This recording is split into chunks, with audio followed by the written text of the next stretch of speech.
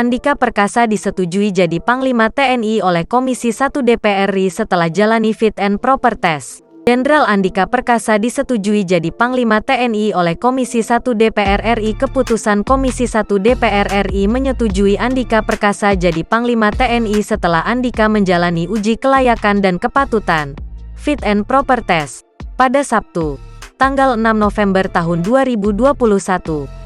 Andika dinilai pantas menggantikan Hadi Cahyanto yang memasuki masa pensiun. Dikutip dari Tribun News, persetujuan tersebut disampaikan setelah mendengarkan dan mempertimbangkan pandangan fraksi-fraksi dan anggota Komisi 1 DPR.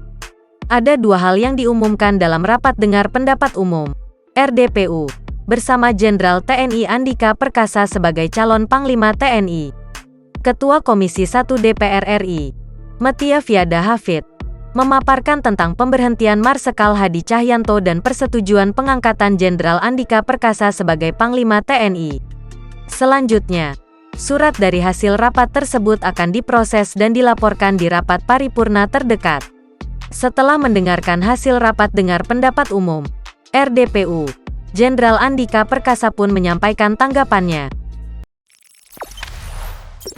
Jangan lupa subscribe, share, komen, dan like ya.